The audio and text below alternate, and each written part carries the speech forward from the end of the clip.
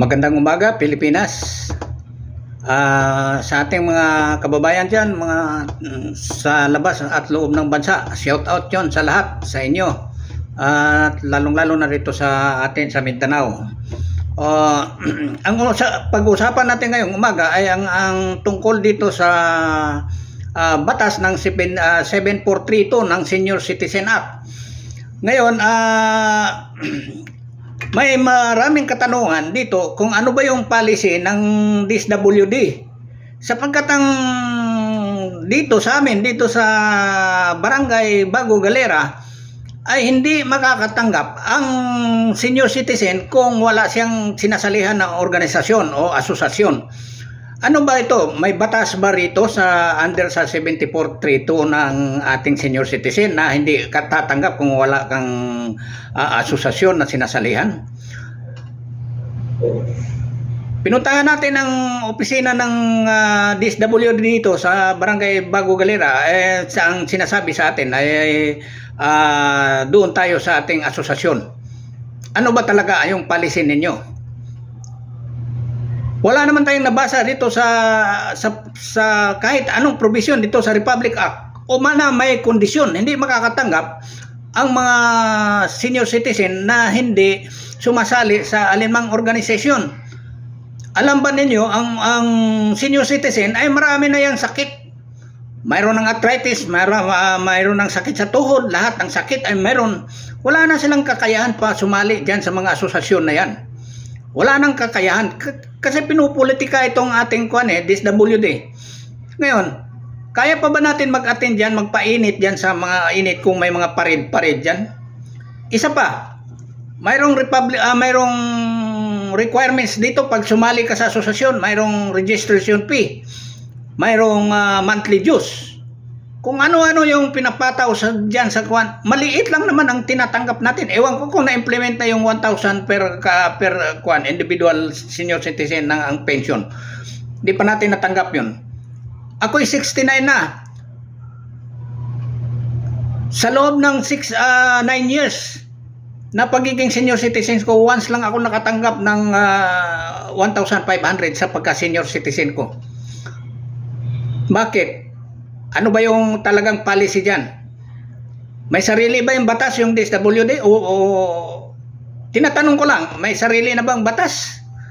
Kung may sarili ng batas, bakit pa natin irespeto itong 7432 Senior Citizens Act? Kung mayroon kayong sarili. Dapat, kayong mga taga DSWD sa anumang barangay, in fairness naman, hindi man siguro lahat ng barangay dito sa buong bansa na ganyan ang policy. Pero dito, hindi ka makakatanggap sapagkat ituturo ka, kung pupunta ka doon, magreklamo ka, ituturo ka doon sa asosasyon na kanilang inorganize. Biro mo, kalaki ng pera niyan. Magkano lang tinatanggap ng isang senior citizen? 500 a day, 500 a month. Tapos binibigay ang quarterly pa, 1,500. Tapos bawasan mo 100, bawasan pang monthly dues, bawasan pa ng mortuary fee. Magkano na lang tatanggapin ng senior citizen? Ang kaliit-liit. Ito isang privilege ng gobyerno. Makinig kayo mga taga DSWD, ito ay privilege, hindi ito inyong privilege. Kayo inilagay lang dyan sapagkat kayo ay binigyan ng trabaho upang pangalagaan itong mga senior citizen o yung mga mahihirap na mga tao, yung mga indigent people. Pero ano ba ito nangyari? Kaya ini-encourage ko yung lahat ng mga senior citizen ngayon na yung similar dito sa ating similar dito sa nangyayari dito sa amin sa Davao City sa Barangay Bago Galera. Kailangan na makibahagi rito at parating ito sa ating kinaukulan na DSWD. Ito ang hirap kasi. Kung magreklamo tayo, pupunta pa tayo dyan sa Maynila. Yun ang nagiging problema natin. Magkano lang yung ireklamo natin? Kaya nga yung ibang senior citizen, Hindi 100% nakarehistro sa 100 sa ang senior citizen sapagkat parang hindi na nila binibigyan ng pansin ito dahil biro mo ba naman nagiging risk na sa kanilang health ito, sa kanilang kalusugan. Magpunta-punta dito, punta doon, tapos pasali pa sa mga parid-parid. Kung may piyesta, masali pa sa mga parid-parid yan. So bagay, hindi naman natin yan, hindi naman natin, hindi tayo against diyan. Kaya lang, yun lang ang kaya. At saka yung privilege na ibinigay ng gobyerno, ibibigay. Huwag namang dahil hino-hostage ninyo yung yung budget yan. Tinatanong ko dahil ito magiging isang uri ng corruption. Hindi ko sinasabi kinukorrupt nyo yan, pero isang uri ng corruption yan dahil may budget yan binibigay ng gobyerno rito. Alam nyo ba nag-update ang barangay ilan ang senior citizen? Maya't maya nagre-rehistro ilan ang senior citizen. Ngayon, siyempre may budget yan sa gobyerno. Hindi tayo bobo para hindi natin alam. Hindi tayo ganong kabobo. Kahit ganito tayo, may kunting kaalaman pa rin tayo at yan ay uri ng korupsyon dyan. Isang uri ng korupsyon. Hindi ko sinasabi kinukorrupt ninyo pero isang uri ng korupsyon yan sapagkat yung halimbawa 100 ang dito, miyembro ng senior citizen sa isang barangay, may listahan na yan at siyempre endorse yan doon, i-submit doon sa DSWD. Kung kalahati lang doon ang may asosasyon na yung kalahati, wala. Nasaan ang budget? Saan mapunta ang budget? Tinatanong natin. Sagutin ninyo yan.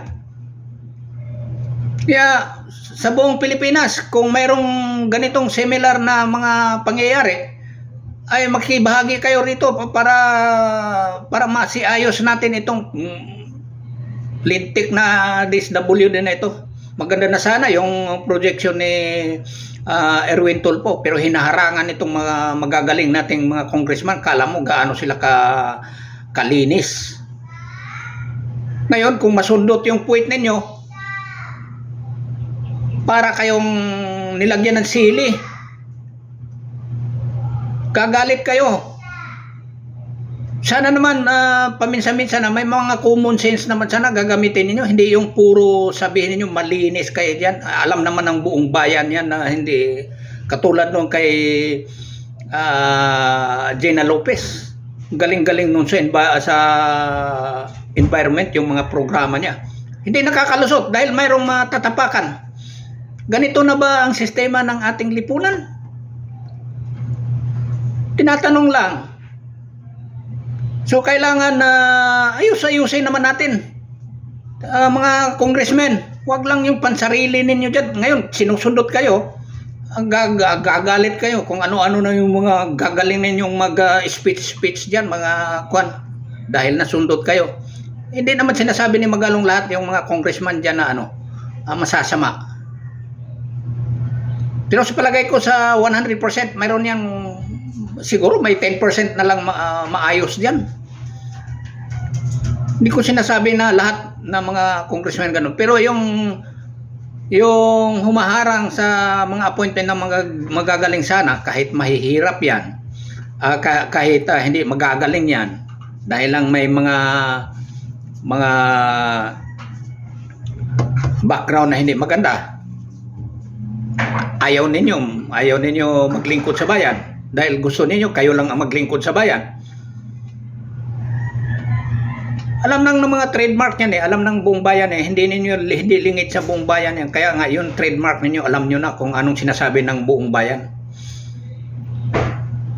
Kaya kung may maglingkod man dyan sa ating mga ahensya ng gobyerno, huwag kung nakita ninyo magagaling na at saka sincero na kuan sa lingkod sa bayan, ay huwag naman sa ninyo harangin. Gagaling ninyo. Buti kayo, ang yayaman na ninyo, mayroon na kayong mga, ewan ko lang kung gaano kayo kayaman ngayon. Tama lang naman yung sinasabi ni Magalong. So, huwag lang kayo magalit. Kung magalit kayo, bahala na kayo dyan magalit. Sinasabi naman yung katotohanan. Kaya nga si Kristo, sinasabi niyang anong katotohanan, binabato siya hanggang pinako na lang siya sa krus dahil sinasabi niya yung katotohanan. Tingnan niyo mga congressman, si Cristo pinako sa krus dahil nagsasabi ng katotohanan. Ganon din mangyayari sa lahat ng mga nagsasabi ng katotohanan. Ipako ninyo sa krus. Kasi ganyan kayo. Kaya na nagagalit tayo sa inyo dahil dito, tingnan mo nga yung sana si Erwin Tulfo, nakita natin kagad nung pagsimula pa lang inaayos niya yung DSWD. Ngayon, ano nangyari? Ito isang uri ng korupsyon. Isang uri ng korupsyon ang pagbibigay sa mga budget sa mga hindi sumasali sa mga event, hindi sumasali sa alinmang asosasyon na hindi naman nabanggit dito sa alinmang provision dito sa Republic Act 7432 ng Senior Citizen Act. Kaya makiisa kayo mga senior citizen, kahit yung mga anak ng senior citizen, sana makibahagi kayo rito sapagkat kayo, yung nanay niyo at yung mga magulang ninyo ay senior citizen at kayo ipapunta na rin sa pagka senior citizen. Ewan ko lang kung aabot pa kayo ng senior citizen. Kung hindi na, ay mas maganda nga kung hindi na kayo aabot ng senior citizen. Dahil wala nang liability ang gobyerno. Etong senior citizen, maraming contribution ito sa gobyerno. Biro mo, galing pa nung nagsimula sila sa pagtatrabaho, kahit hindi nga na nagtrabaho, pag bumili lang sa tindahan, mayroon na niyang mga taxes. May contribution yan. Dami na ng contribution sa ating bansa. Kaya huwag ninyong maliitin lang yung mga senior citizen natin. Lahat ng umupo dyan sa mga sa ating matataas na gobyerno, kahit yung presidente natin, senior citizen na rin yan. Kaya lang mayayaman sila. Wala na silang pakialam dito sa atin. Sa mga mahihirap na senior citizen. Kaya nang galaiti tayo dito sa nangyayari dito. Hindi ko naman sinasabi na gagalit na ako dahil hindi ako nabigyan. Huwag na niyo kaming bigyan. Pero yung mga iba, hindi lahat yung nakapagkuhan dyan sa nakasali dyan sa mga asosasyon na yan sapagkat biro mo ba naman may registration fee, may mortuary fee, mayroon pang monthly dues. Ano ba yan? Pinupolitikan ninyo kasi. So, ganun pa man, may pagkakataon pa na ayusin ninyo yung inyong opisina, inyong ahensya. Ayusin. Sapagkat dyan nanggagaling lahat ang korupsyon nandyan sa DSWD na yan. Noon pa, alam ba ninyo yung budget ng indigenous people indigenous people yung sa NCIP galing sa Malacanang at saka PCSO. Inabsorb doon sa sa DSWD. Ano nangyari? Meron ba tayong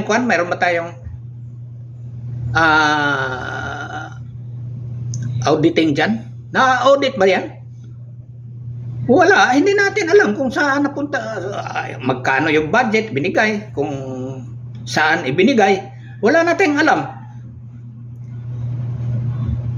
Nandyan sa indigenous people, sa Republic Act 71, yung delineation ng mga lahat ng mga remaining claim ng ating mga indigenous people. Wala. May tumatakbo rito sa atin. Magpatulong dahil sa kanilang claim, hindi na makiklaim dahil sila gagastos ng milyon. Hinihingian ng milyon para sa survey.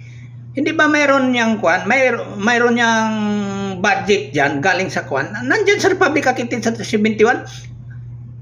Kaya nga itong policy natin, yung policy ng ating mga ahensya, kayo mga binigyan kayo ng ng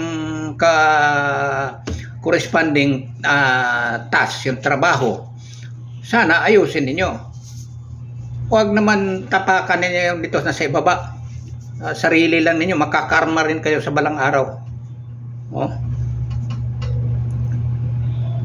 Kaya lahat ng mga ina-encourage ko, yung lahat ng mga senior citizen, tanungin ninyo yung DSWD, magkiisa kayo rito.